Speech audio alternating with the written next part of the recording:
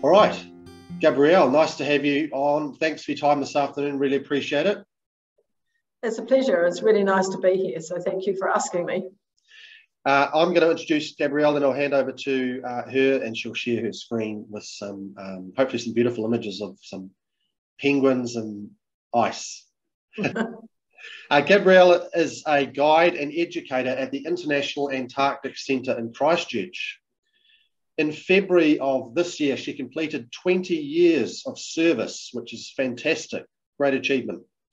She is passionate about Antarctica and in particular, emperor penguins. She loves sharing her knowledge and experience with visitors to the centre and opening people's hearts and minds to the wonder that is Antarctica.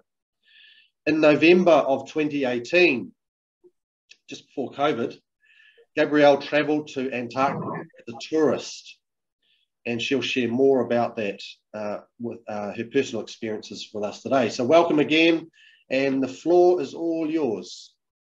Thank you very much. So I shall pop my share screen on for you all. Right, so again, welcome to everybody.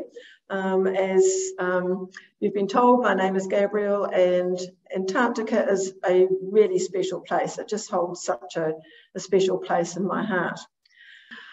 So yes, I was very, very fortunate to travel to Antarctica in 2018. But I am going to begin my presentation by just giving you a little few facts and figures about Antarctica. So the word Antarctica literally means opposite of the Arctic. So the Arctic, I'm sure you're all aware, is frozen ocean surrounded by continents. Antarctica is a continent. It is the 5th largest continent surrounded by ocean. So what sets them apart is with Antarctica, under all that snow and ice is land. Under the Arctic, of course, there is just ocean. So this is the reason that Antarctica is so much colder than the Arctic. A lot of people don't realise how big Antarctica is. So for a lot of folk, it is just a white blob at the bottom of the map. Antarctica, however, is 14 million square kilometres. And that means it is twice the size of Australia. New Zealand would fit into Antarctica 60 times. And at this time of year, the sea ice forms around Antarctica that effectively doubles its size. The sea ice is at its maximum at the end of September. So at the end of September, Antarctica is effectively 4 times the size of Australia. Now, a few interesting facts for you. It contains 90% of the world's ice, 70% of the world's fresh water, which of course is all frozen. They think about 12 million penguins.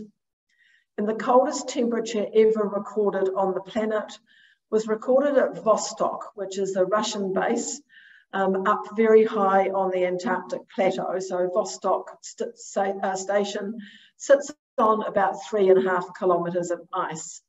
And that coldest temperature ever recorded was minus 89.2 Celsius, which to us as humans is fatal. So it won't surprise you to learn that Vostok is a summer-only base. It is simply too dangerous to have people there in the wintertime. So what makes Antarctica really, really special is it can only be used as a place of peace and science. So there is no military presence in Antarctica. Nobody owns it. So it is governed by the Antarctic Treaty, and the Antarctic Treaty was signed way back on the 1st of December 1959 by the countries that had been really active in the International Geophysical Year. And we're really proud that New Zealand was one of those first original 12 signatories. So because nobody owns Antarctica, it's divided up into territories. So you might all be familiar with the Ross dependency. New Zealand Post does publish Ross dependency stamps that are sold down at Scott Base. very popular with collectors. So we do not own that part of Antarctica, but it is the part that we will look after. And as you can hopefully all see from the map, there are several overlapping parts down there. So as I stress, no country owns it. The asterisks beside the left-hand side group of country are those countries that do have an area that they look after. Now, there is a technical definition for anything to do with the Antarctic. It's the areas within or below the 60-degree south latitude. As I said before, Antarctica can only be used for science and peace. Now, you might be aware of Scott Base, our New Zealand base in Antarctica. So begun by Sir Edmund Hillary and his wonderful team of supporting the Transantarctic expedition in that geophysical year. What you may not realise is that Sir Edmund Hillary and his party were the third party to reach the South Pole after Roald Amundsen and Scott. So that was pretty special. Sir Edmund Hillary was working with the British on the Transantarctic expedition. So you've got Sir Vivian Fuchs and his party coming across from the Antarctic Peninsula side. Sir Edmund Hillary and his team were laying the supply depots, but Sir Edmund Hillary disobeyed Sir Vivian Fuchs's orders by carrying on to the pole and got to the pole before Sir Vivian Fuchs. So you're probably all aware of the very famous story of Sir Ed and the Massey Ferguson tractor. So that caused a little bit of consternation with the British, but as we know, Sir Ed didn't like to be undone by anybody. Now, at Scott Base, the maximum number of staff that you have down there is about 85. Now, because we simply cannot afford for COVID to get into Antarctica, at the last 2 summers, there has been a much reduced presence at all the research bases. So last summer at Scott Base, 46 people instead of around about 85. There are 16 people, brave people, wintering over down there. Now, you might have seen on the news last year, the government has confirmed the funding for the redevelopment of Scott Base. So this is really exciting, especially for us here in Canterbury, because the image that you are seeing now in front of you is what the new Scott Base is going to look like. So as you can see, it's a series of 3 interconnected buildings, and they're using pretty much the same site as existing Scott Base. So these new buildings are going to be built in modules down at the port of Timaru. So as a staff, we are hoping that we might be able to go down there and have a look at them. Then they're going to be taken down to Antarctica on a huge big container come cargo ship that from memory come from either Sweden or Norway, somewhere up the Scandinavian way. Scott Base, as it exists at the moment, will be all deconstructed and brought back to New Zealand. So these days we leave nothing in Antarctica. Everything that is not wanted anymore is brought back. That also includes human waste. Now, hopefully you can see at the bottom of the 3rd building, there is a little yellowy orange building down there. That is Sir Edmund Hillary's Transantarctic Expedition Hut. So the Antarctic Heritage Trust, who are based here in Christchurch, have done an amazing job of refurbishing all that. That will remain because of its historic value. So there are some of the existing buildings that will remain down there, but as you can see, they are reducing their footprint because we know that that is now so important. So essentially 3 interconnecting buildings.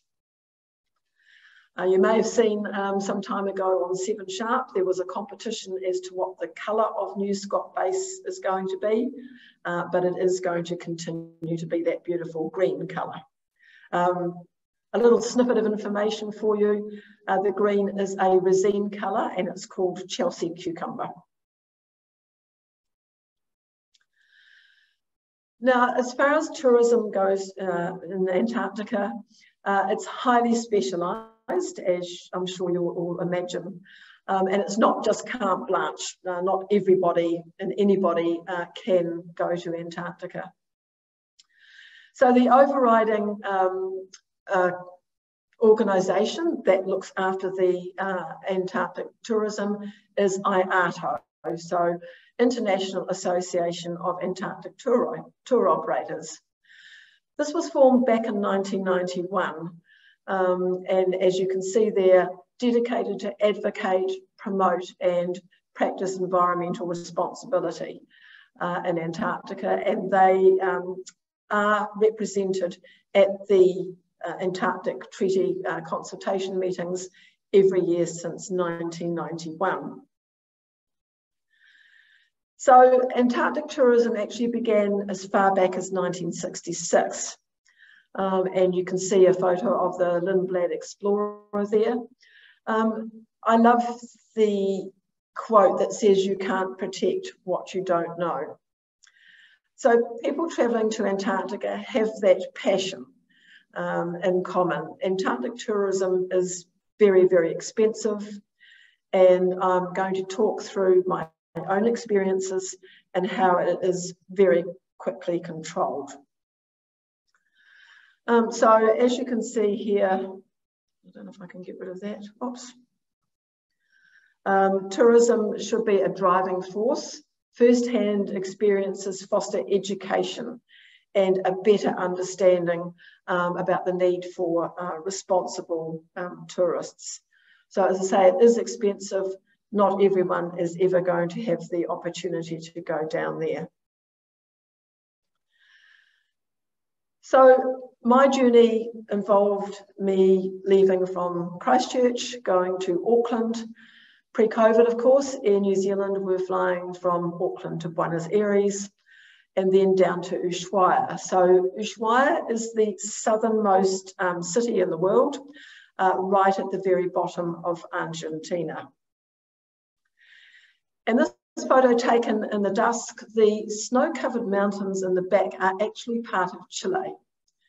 And you might be able to see the jetty in the harbour in the very left-hand corner, sorry, of your screen. You can just make out our ship. So this is the ship that I travelled on. It won't surprise you to see that it is a Russian ship. It is a full icebreaker, namely the mighty Kapitan Klebnikov. It is a research vessel.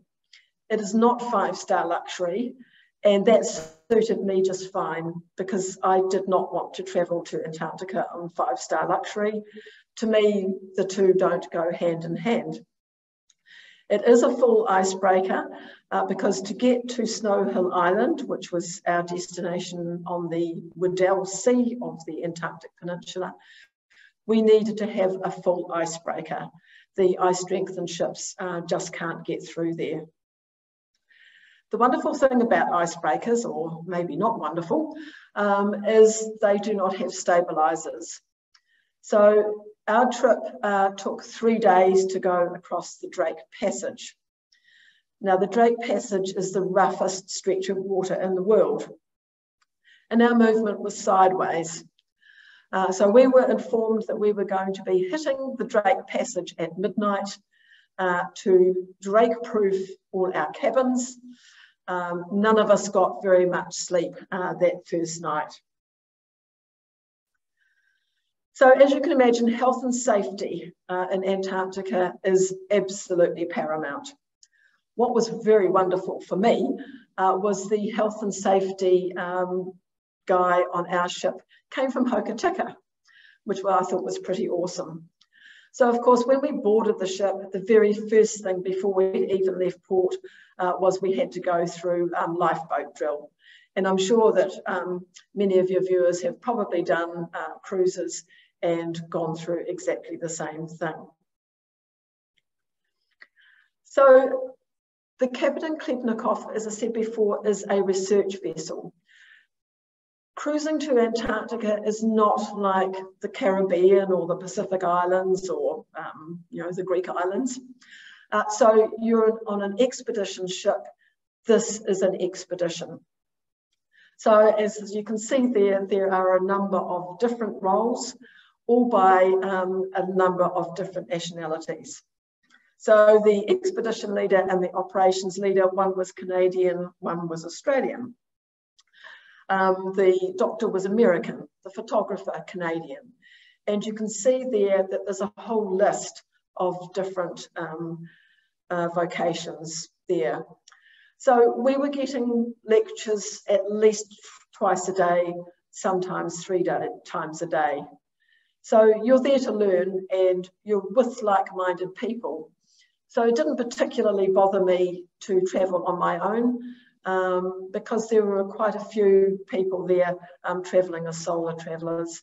And of course you have that one thing in common. Everybody is passionate about Antarctica. So this is the route that we took.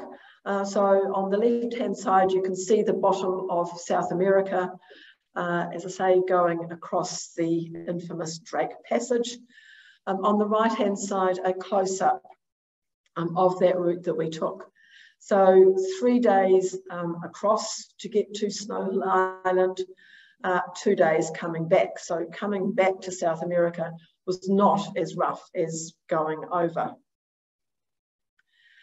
Because I didn't want to get seasick, and I didn't think I would, I did go to my doctor and she prescribed the little tablets that go behind your ear, or patches rather, not tablets. They lasted for 72 hours, which were perfect, and I only needed 2. So I put one on before we left Ushuaia, put the second one on before we headed back through the Antarctic Sound back across the Drake Passage. There were some people who suffered quite a bit. There were some people who never left their cabins. It wasn't fun, but before I left, I read as much as I could from other people's blogs and stories on the internet. And a phrase that really resonated with me was that you have to earn Antarctica. And I really liked that. So I think had the Drake Passage been calm, I think I would have been a little bit disappointed. So there were lots of lectures as we were crossing the Drake Passage and once we got to Snow Hill Island. Now, we were there for 5 days, but nothing in Antarctica is guaranteed. It was possible that we might have gone to Snow Hill Island and in fact not got any landings. Out of the 5 days, we were lucky that we got landings on 3. Now, because Antarctica is such a pristine environment, it's our responsibility as guests on that continent to make sure that Antarctica remains pristine. So before we even left Ushuaia, the clothing that we were going to be wearing when we went ashore to see the penguins was vacuumed and inspected. You can see there the tent that they erected, which they called base camp.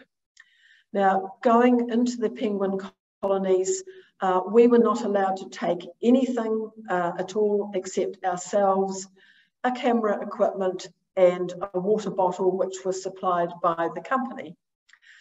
So I'm shortly going to show you a photo of the helicopters. We were taken ashore by helicopter.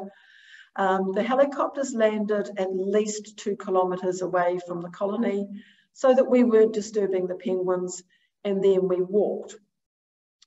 If you wanted to eat or drink in the tent that you see before you, there was hot soup, hot drinks, sandwiches. So if you wanted to eat or drink, you had to return back to the base camp. You had to eat inside the tent. So at no time at all were we going to risk contaminating any of the surfaces down there. The colonies were roped off, and we were not permitted to cross that rope. So here is an example of what it was like with some people had huge cameras and lenses and tripods and all the gear. We were not permitted to approach the penguins. We were not permitted to cross any barriers, because at the end of the day, we were the guests in their environment. So here at work, we say Antarctica belongs to the penguins, the seals, and the whales. However, if we sat or squatted on the ice and the penguins came to us, which as you can see in this image, they did, then that was permitted. So you'll see on the right-hand side a couple of chicks. The chicks were 14 weeks old and super curious. So I think for me, one of the beautiful things about my journey was that emperor penguins are not afraid of us. We were just big penguins in yellow jackets. So we were not allowed to approach the penguins.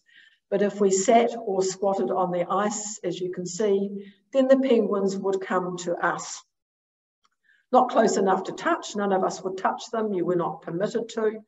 But it was absolutely beautiful to see that, you know, here are animals that are not afraid of people. Now, the reason for that is for the emperor penguins, their predators are in the ocean. So leopard seals and orcas are the main predators of the emperor penguins. Now, if any of you have been to the Antarctic Centre, you might have experienced one of our storms in our snow and ice room. Oops, sorry. In our storm room downstairs, we have a temperature of -8°C, and we run storms illustrating wind chill of 42 km/h winds, chilling our guests down to -18. Now, this particular shot was our first day at Snow Hill, and we had conditions exactly like our snow room here at work. So you can see that the babies are huddled together, snow covering their fur. The ambient air temperature was -8 while we were at Snow Hill. And this particular day, the winds were 38 km/h. So it made me feel as if I was right back at work in our snow and ice room. The ice down there fascinated me as much as the penguins. So the ice down there is simply extraordinary. Sorry, moving all over the place. So we were standing on sea ice, so underneath where the trio of penguins are there, that is on sea ice. So underneath that was the Weddell Sea. And I particularly love this image. I love the way the rocks are kind of mirroring the background of the emperor penguin. Sorry, I don't know why it's moving. This particular day, this was the middle day of our visit. -8 is comfortable, sorry, when the sky is blue and the penguins were out and about. And you can see just these huge, big icebergs just grounded in the sea ice. And these are the helicopters I mentioned earlier. So the ship had 2 helicopters, big Russian helicopters, and going out to Snow Hill was handled with military precision.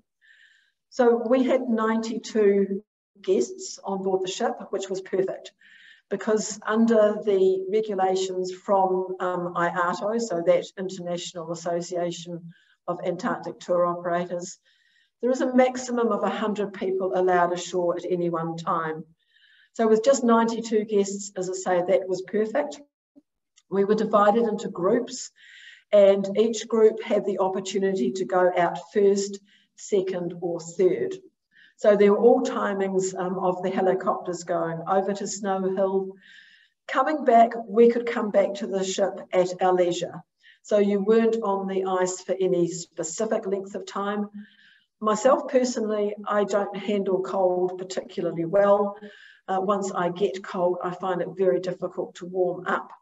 So on the first day, when the conditions were so bad, I think I stuck it out for about an hour before going back to the ship. The middle day, when the conditions were perfect, I think I probably spent 2 or 3 hours with the penguins. So that was the most that I spent on the ice. What surprised us all was that the ship had Wi-Fi, which we really didn't expect. So we were permitted to send messaging back to family. I was able to send emails back to work, but we were not permitted to send photos. So it was text only. Now, the huge big tabular iceberg that you see before me, we saw these going back on our journey back to Argentina from Snow Hill, and this was through the Antarctic Sound. So these tabular icebergs are huge. So our cabin was up on the 8th floor, and we were looking up at these beautiful, beautiful icebergs just heading on through the Antarctic Sound. So they call it Iceberg Alley. Just phenomenal. Now here, it gives you an idea of the flags. So you've probably heard the phrase, follow the flags. Sorry, there is nowhere more important than Antarctica that you have to follow the flags. So this was after we had left Snow Hill, so we bid our farewells to the Emperor penguins. And if any of you have been to Christchurch, you might have been down to our Sumner Beach and visited Cave Rock. This was like an ice version of Cave Rock. So we were permitted to go out and see it. We were not permitted to go into the ice cave because they are dangerous, but a pretty special place. Now, also in this vicinity, we were doing the polar plunge. I have not included a photo of myself doing the polar plunge, but yes, I did do it. So the certificate in front of you does talk about the fact that, you know, I was temporarily insane, but it was the most amazing experience to do that. I knew that if I didn't do it, then I would be forever really cross with myself. So as I mentioned before, I don't do cold. I don't even swim in New Zealand waters. I love the waters of the Pacific Islands where it's warm.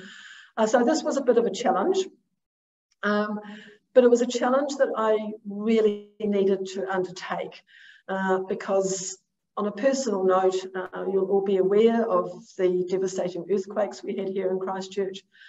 They frightened the living daylights out of me, and I'd had 18 months of being frightened. After that, I would avoid anything where I thought I might be frightened. However, going to Antarctica, I just made up my mind that it was time that I did something that it would have been really easy for me to talk myself out of. In fact, I did. The night before they announced they were doing the polar plunge, I just thought, well, this is really stupid. Gabrielle, what on earth are you doing? And dismissed it. On the morning of the polar plunge, I got courage from somewhere, I don't know where, and thought, if I don't do this, I'm going to regret it for the rest of my life. So I think there probably was a little bit of mind over matter. We all had toweling robes in our cabin, so I just wore my usual swimming togs, my running shoes on my feet because I wasn't walking on the ice bare feet, big yellow expedition jackets on over top. When it came to my turn, I just said to myself, don't be cold. Again, health and safety, really, really strict. So anyone doing the polar plunge, you have a little life belt around your waist, so you are tethered. I got to the edge of the ice, held my nose because I hate water up my nose, and literally jumped because I knew that if I stopped and thought about it, I would chicken out. I did open my eyes and the water, it was almost black, very, very dark and very salty. So my roommate took the photos. The whole experience was all over in about 5 seconds. Getting out was the hard part. The crew had put some little steps like you see at swimming pools over the ice. Getting up that was pretty difficult, but the crew were there. As soon as you got out of the water, they wrapped you up in towels. Dried myself off, put my toweling robe back onto the ship.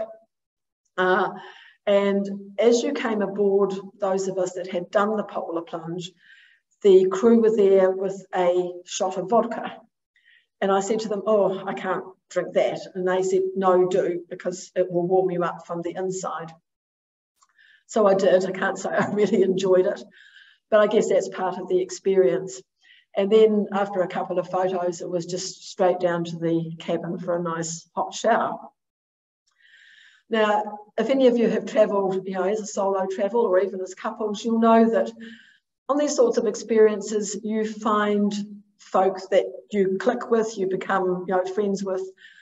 In the little group that we had an amazing lady who was American, and she was retired, but she had been a scientist and had been down and worked at McMurdo. So she'd been through Christchurch, she knew about the Antarctic Centre here, and we learned so much from her. We were so lucky to have her in her group. That night at dinner, she said to me, oh, I've never seen anyone as so excited as doing the polar plunge as you. And I said to her, well, there's a bit of a backstory. I needed to overcome a fear, and I've done that. So messaging my children that evening, our son, who lives in Melbourne and has a very droll sense of humour, his reply was, photographic evidence will be required. My daughter, her response was, oh, Mum, Antarctica's changed you. And I think it did, because you've often heard the experience, and especially, in our younger days, people would talk about finding themselves. And I think for me in Antarctica, being down there, seeing for myself the place that here at work I talk about every day, seeing the emperor penguins and the extraordinary lengths that the parents go to feed their chicks and keep them all healthy through those incredibly harsh conditions. Just the most amazing experience. So I have put together a few documentaries that I do recommend if you can get your hands on them, or ask Dr. Google. What was really special for us was, if any of you have seen the documentary March of the Penguins, the special guest on board our ship was Laurent Chalet, who was the photographer from that documentary. So to meet him and listen to his story, that was filmed at Dumont d'Urville, which is a French base in Antarctica. And he and his colleague were on that base for 13 months. So really, really special to meet him, listen to his experiences. I did have my photo taken with him. BBC Dynasties, that was on general television probably 4 or 5 years ago now, but they did an episode on the emperor penguins. Our Planet, I discovered this the other day. It is a Netflix documentary, but I Googled it and it came up under YouTube. It went for about an hour, covered both Antarctica and the Arctic. I have to confess, I only watched the Antarctica version of it, narrated by Sir David Attenborough, so really, really good. Antarctica Continent 7 was filmed by National Geographic, but it will give you an insight if you are interested into some of the science that is happening in Antarctica, because it is just so important what they're learning down there. Now, I don't know myself whether Antarctica Continent 7 is available on DVD. I originally did watch it on National Geographic Channel, but on YouTube they had broken the episodes down and just some little sort of 3-4 minute clips. So you won't be able to watch the whole thing, but it will give you an idea. And what is fascinating about it is it was mostly filmed around Scott Base. So that will give you an idea of some of the work that our Antarctic scientists are doing down there. The bottom recommendation, Antarctica and New Zealand have this fantastic climate canary movie, which we're privileged to show here at the Antarctic Centre. So again, you can't see the whole film down there, but on, I think it was a Facebook video, it gave a 3-minute 40-second, I think from memory, little snippet, again, to give you an idea of some of the science that is happening down there. Excuse me, folks, I'm sorry. All right, so I will hit that stop share button, and if anybody has any questions, I will be only too happy to answer them. Gabrielle, that was fantastic. I'm just going to add myself as a spotlight there. That was really brilliant. I could have listened to you for a lot longer, actually. So that was fantastic. Brought back memories because I did Antarctic studies at Canterbury University, which was quite... Oh, fantastic. Fantastic, yeah. So I've got a bunch of questions that I have. There aren't any in the chat at the moment. So if you have a question you'd like to ask, pop it in the chat and that'll pop up. But in the meantime, I have just a couple of questions for you. Going back to the start, you had that really interesting map of the territories. Yes. Of Antarctica. I was interested that the United States doesn't have a territory. I thought they did. No, it doesn't. No. So who do they work with? Do they just work with everybody? Well, the beautiful thing about Antarctica is everything cooperates. Everybody cooperates. So the United States obviously felt they didn't need a territory. They've got 3 bases in Antarctica. So McMurdo Station is the largest, which is just 3 kilometres away from Scott Base. They do run the station at the South Pole, and they've got a station over on the Antarctic Peninsula called Palmer Station.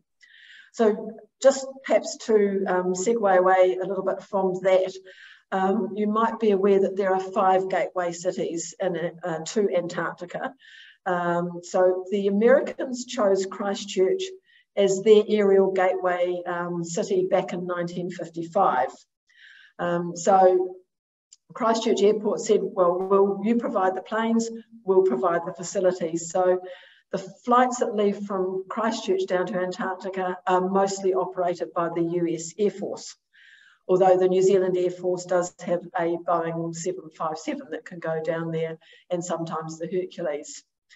So the other gateway cities around the world are Hobart in Tasmania, Cape Town out of South Africa, and then you've got Ushuaia and Punta Arenas out of South America. So I hope that kind of answers your question. Yeah, yes, it does. The other question relating to that is, how did Australia end up with such a big territory? It's huge. I don't know the answer to that. Australia has 3 bases in Antarctica. So Mawson, which incidentally has got 110 km/h winds today. So people wintering over at Mawson will not be allowed outside in those conditions. They've got Casey and they've got Davis. So if it's, and I'm sorry, I haven't got a map of Antarctica with the countries around it. The reason I think that Australia would have that huge area is because they are the closest landmass to, and that area is called East Antarctica. So that'll be why. Cape Town, as I said before, looks after the area at the top if you're looking to a map of Antarctica. So they look after that part, and Ushuaia and Punta Arenas look after the Antarctic Peninsula and the sub-Antarctic islands. So I think you'll find that's why Australia has that huge chunk, because they are the closest landmass to the area we call East Antarctica. Okay. What do you think, in your opinion, the future of that arrangement is? Because it seems quite fragile. Is it fragile? The Antarctic Treaty doesn't really have an expiry date as such. We do get asked quite a bit about it. It is up for renewal in 2048. Now, I think this is just my personal opinion, Antarctica is just so special because it just holds so many clues as to what climate change could do to the rest of the world. We cannot afford for Antarctica to become, polluted. We can't afford for people to go down there looking for oil. We know that there are minerals in Antarctica. There is most probably oil down there. Logistically, because you've got this huge continent of ice, logistically trying to drill down to get precious metals or oil or that sort of thing just would be impossible. So it's really, really important for the health of the planet that the Antarctic Treaty Nations leave Antarctica the way it is.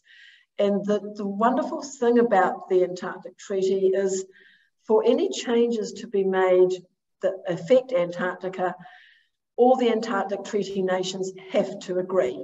They can't vote and a majority wins. It has to be 100% consensus.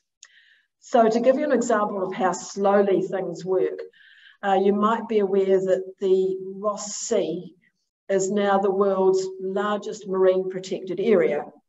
And of course, the Ross Sea is a bit that we look after. What they mean by marine protected area is people cannot go down there fishing. They can't go and pillage the toothfish fisheries. There's a couple of special protected areas where they are permitted to do research on toothfish and research on krill. But as I say, it is the world's largest marine protected area. Now, New Zealand and the United States started the ball rolling, if you like, to have that come into effect back in 2007. That wasn't ratified until the 1st of December 2017. So it took 10 years for all the Antarctic Treaty Nations to agree that the Ross Sea become the world's biggest marine protected area. So in Antarctica, the next area that they're looking at, which coincidentally was the area that I was in, is the Weddell Sea. So there is a push now to make the Weddell Sea also a marine protected area. So all the Antarctic Treaty Nations have to agree. So hopefully that will dissuade any other countries coming in and trying to do things in Antarctica that we just simply can't permit. Did New Zealand have to get permission to upgrade Scott Base? Is it in the same way? That's a really good question. I think yes. I imagine that they would have. And as I say, they are reducing their footprint. So yes, you can't just go and build willy-nilly in Antarctica. So I don't know 100% sure, but I would imagine, given how strict everything is down there, that yes, they would have had permission to say, okay, we want to reduce our carbon footprint and reduce our base. How close did you get to an emperor penguin? Did you sit down at the rope and have one come up? So I actually had an Adelie penguin waddle straight past me. He was not at all concerned that I was there. So the first day that we were able to get to Snow Hill, as I say, the conditions were atrocious. -8, winds of 38 kilometres an hour. And the snow was just flowing about. It was just blowing everywhere. And we had to walk into it. So it's the longest 2 kilometres I've ever walked in my life.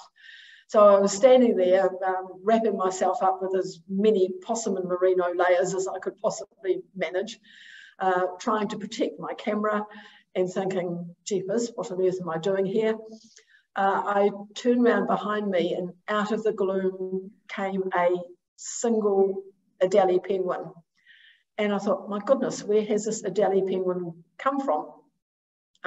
He just scooted literally straight past me. I got a couple of really good photos of one of him coming directly to me and the other one where he sort of stopped and shook himself off and then proceeded to carry on into the emperor penguin colony and try to make friends with the emperor penguin chicks because they were similar size. So the Adelie penguins are much smaller. They only come up to about your knee, whereas of course the emperor penguins come up to your hip. The second day, when the conditions were just perfect, and I sent an email back to work going, Antarctica's delivered a 10 out of 10 day. So I did sit on the ice. The penguins were scooting backwards and forwards, whereas the previous day they were all huddled together. It was just amazing. So I would say probably the closest I got would be maybe a couple of meters away. So one of the things is we're not allowed to approach them, but if we sat or squatted on the ice, they would come to us. So the only compulsory clothing that we had to take was a pair of waterproof trousers. And so sitting on the ice was no problem because we were all in waterproof trousers. And yeah, they would just come and look at you and size you up. And then even the chicks were so curious. I've got photos of the chicks sort of going up and having a look at, you know, the people that had the huge lenses and camera equipment on tripods. Just, yeah, it was just fantastic. So we were just big penguins in yellow jackets, and they were not concerned at all. Yeah, they had no fear whatsoever. No fear, just beautiful. Yeah, that's fantastic. My final comment is I just thought your certificate that you got was absolutely brilliant.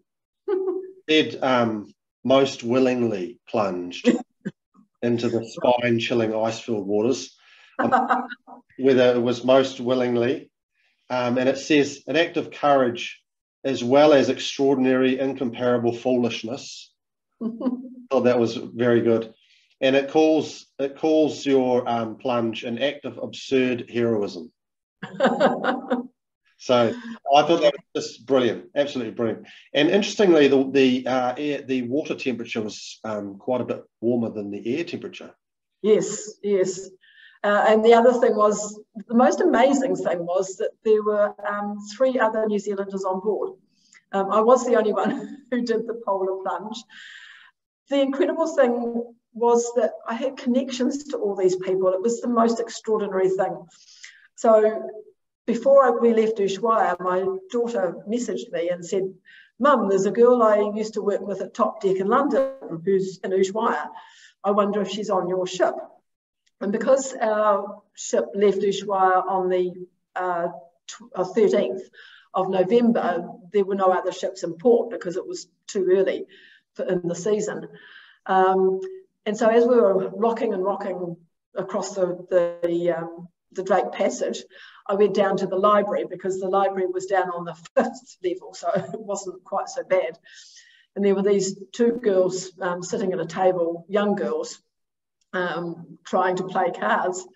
So I went and sat and talked to them, and I thought, oh, that sounds like a Kiwi accent. So I said to one of these girls, I said, "Oh, you know, is one of you Tracy?" And the girl said, "Yes." And I said, "Oh, so you worked at Top Deck in London?" And she looked at me. "Yes." And I said, "Oh, it's okay, I'm Juliet's mum." So we got talking. And then another day I was down in the library, and this other couple came up to me and they said, "Oh, are you from Christchurch?" And I said, "Yes." I had, in our shop here, we sell Scott Base hoodies, which I had bought and was proudly wearing on the ship because I wanted to represent the Antarctic Centre and represent New Zealand, of course. And this couple came up to me, "Are you from Christchurch?" "Yes, I am." So we got talking, and before I joined the Antarctic Centre, I was a tutor in travel and tourism at ARA, so our Polytech here. It turned out that the woman's sister and I were colleagues at ARA. So it was the most bizarre thing. So here we were, 4 Kiwis at the bottom of the world with these connections. Fantastic. Well, Gabrielle, that was absolutely brilliant. I'm just going to hand over to Kirsten. I'll pin Kirsten here on the screen. 1 second. I've lost you. Hang on, Kirsten. There you are. Hang on. Add spotlight. There we go. Kirsten's just going to wrap it up for us. Lovely. Thank you. Thank you so much, Gabrielle. Oh my gosh, I wish you'd started talking at 9 o'clock this morning. I really love Antarctica. I don't know what it is, but there's just a real attraction. I wonder if a lot of Kiwis feel like that. Maybe because we're so close to Antarctica, or Edmund Hillary, you know, was such a pioneer down there. But yeah, I really, really love Antarctica. So I think there could be something in that, because I'm drawn to Antarctica as well, and I can't tell you why, because I hate the cold. Yeah, I don't like. I was born in Invercargill and I hate the cold. So I think it's what it stands for. And you could, you know, you're probably right. You know, Sir Edmund Hillary, say, you know, third party to get to the pole after Amundsen and Scott. So I think it holds a special place in all of our hearts. Yeah. But yeah, I was really interested to hear about the Drake Passage. Oh my gosh, and having to proof your cabin. Oh my gosh, that sounds horrendous. I'm not very good on the Cook Strait, so I don't think I'd cope on the Drake Passage. But yeah, I loved your story about your polar plunge as well. That's you know, it's almost like doing a skydive, I would imagine, the kind of adrenaline that you would get from doing something like that. It's pretty cool. So well done for doing that. Thank you. Yeah, and thanks for your beautiful presentation on the screen as well. It was great seeing all your photos. Yeah, you must, now that you've been there, when you're presenting at the Antarctic Centre, have a real, I don't know, you must just really feel it when you're speaking. You must be able to connect with it in a different way, I imagine. Well, yeah. I think I'm so lucky because my Antarctic journey continues, because it's what we do every day. You know, we are talking about it. I have a few of my photos on my cell phone, so I'm able to get that out and show people. I took about 950 photos. They did say to us that you'll take more photos than you've ever taken in your life before. Yeah. I whittled those down to about 240 for a beautiful photo album that my kids gave to me. So yeah, and I've got them backed up all over the place. That's cool. Also, thank you so much for spending the hour. Appreciate it. And I can almost guarantee that we'll get lots of looking at this talk afterwards. Yeah, so much. Right, you're very, very welcome. And come to Christchurch, come and visit us.